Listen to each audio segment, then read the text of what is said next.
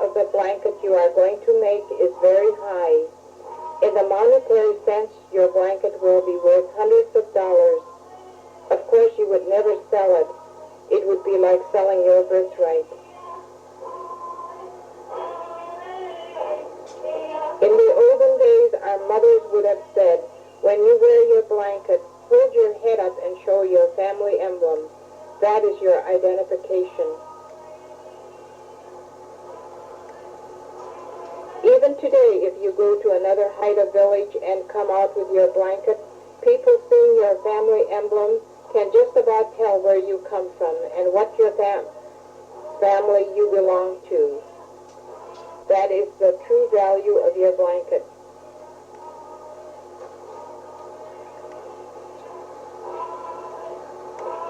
Since I have been digging into our culture, I feel better about myself. I feel as if I can face the world. It is a beautiful culture. People had a lot of wisdom.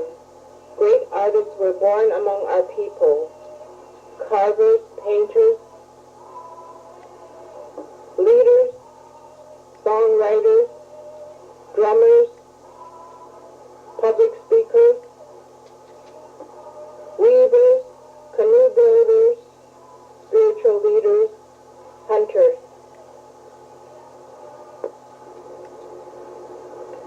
The button blanket is part of our beautiful Haida culture. When you make your button blanket, you will use your family emblem for your design. In the Haida nation, there are two phrases. One is eagle, and the other is raven. We do not choose the design for our blanket. We inherit it. We have no choice. If your mother is a raven, then naturally you are a raven. You go on your mother's line. These Fray trees are divided into a number of subclans or groups of persons with closer blood ties who share one or more crests. If you are a raven, your family emblem will be brown bear, double-fin killer whale, owl, thunderbird, and dogfish.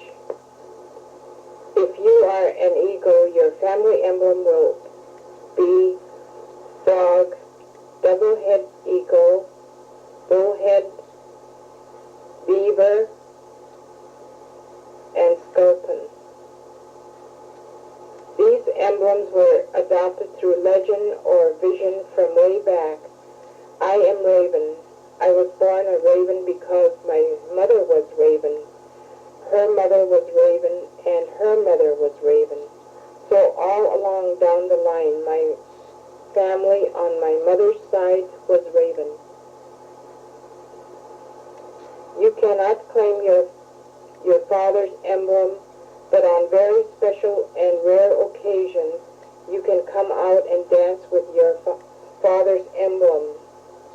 My father was eagle, and his family emblem is double-head eagle. In honor of my father, I may dance with his design, but I can't claim it. If you have a non-native mother, she can be adopted into the tribe. Then it would be proper for her children to claim that family emblem. In Sitka, they had a potlatch, and a lot of elderly people adopted a group of children. Names and emblems were given. It was very beautiful and proper.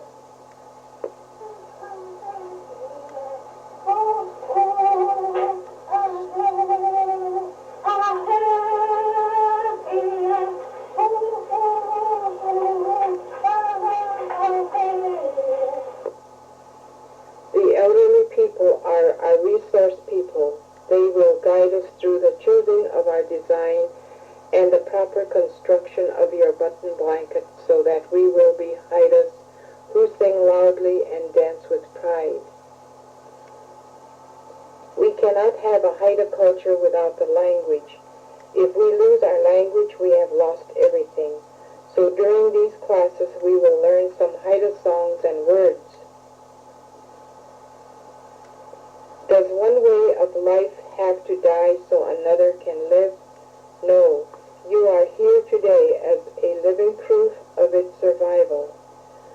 Now let's take a close-up look of how a button blanket is made. These are the materials you will use to construct your blanket.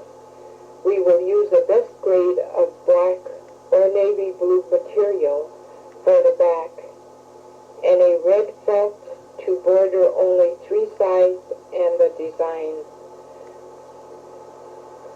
The word for button in Haida is gulong. The word for blanket in Haida is gyatas.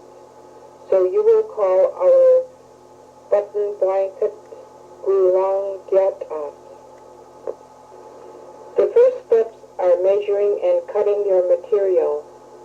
Today we use a sewing machine when we sew the 3 sides together, but we still pin and hand sew the border on. For mitered corners, crease the hem on all 3 sides as in the slide.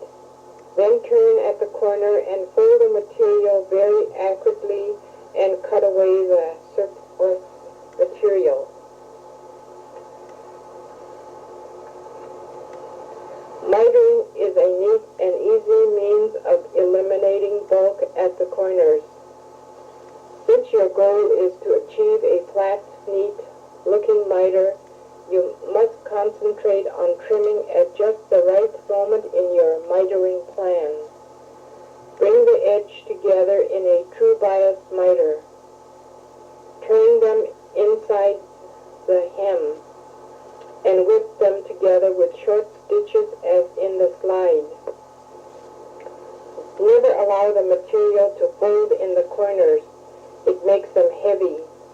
When you miter successfully, it enhances the total effect. I've seen blankets with beautiful designs, but they have heavy corners. Bring the stitches all the way out to the point so that a perfect corner is made. We can use an overhead projector to enlarge our family emblems, or we can create a new design. Many of our native artists today are creating beautiful new designs for traditional emblems. A Haida carver once said, "The only way tradition can be carried on is to keep inventing new things." The designs of today are the traditions of tomorrow. We must take special care when we are centering and hand sewing the design to the back of the button blanket. We want it to hang straight and proud when we dance. There are 3 different size buttons to plan into the design. Generally, we use the larger buttons for the outside border and smaller buttons for the inside design.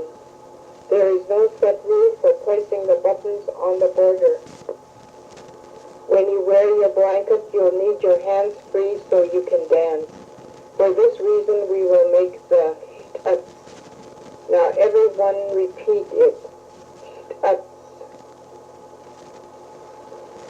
This little oblong piece is 6 inches long and 4 inches wide and the same color as your border. You will sew buttons around the edge of the tuts and make it pretty. I will teach you how to make a buttonhole. We are careful with our blanket. We do not use it out in the weather. We use it on special occasions, a dance, a potlatch, or a dedication. In the old days, a person from the opposite clan was paid to make a blanket. When the button blanket was finished, they would bring it out in public and have a dedication. A A song might be presented at such a dedication. The song would then be owned by that clan. This is a Chinook song and can be sung by anyone. On a hay, Naika Dijiba was Micah on a hay. Sit Kamdara on a hay, on a hay, on a hay, on a hay, on a hay, on a hay. Wearing your button blanket and dancing go together. For the Haida, animals and birds are his teacher in movement.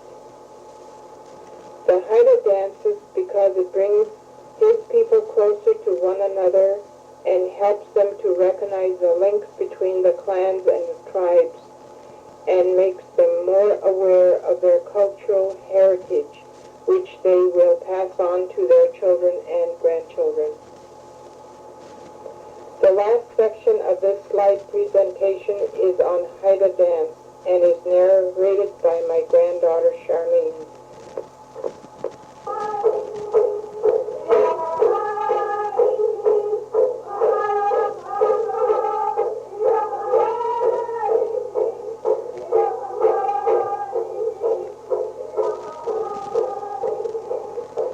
People think of all Indian dancers as dancers who jump up and down and shout loudly.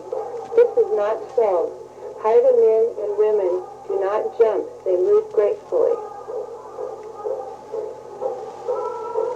Heads and hands were moved in such a way as to imitate animals seen in the everyday life of Southeastern Alaskan natives. The men might hold their knees or hop on one foot, imitating eagle or dancing with a closed fist is in imitation of the battle. Men often come running in, paddle in one hand. Their movements are bold. They move constantly, using their head to keep time with the music. A man with a drum or a paddle is used to tell the group when and where to move. He is the leader. All eyes are on him. When a Haida girl dances, she keeps her head up, placing her hands on the small of her back. She moves her shoulders, not her hips, to the beat of the music. To show off her family emblem, she turns her elbows down when turning around.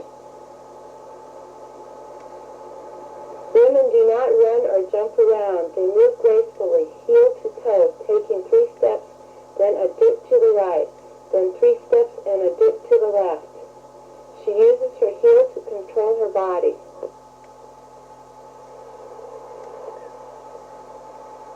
No Haidas, male or female, ever dance in backwards unless they are collecting dues or a debt, nor do they turn back by the door. In dances performed for amusement purposes as well as in those which form part of the native ceremonies, both men and women participated.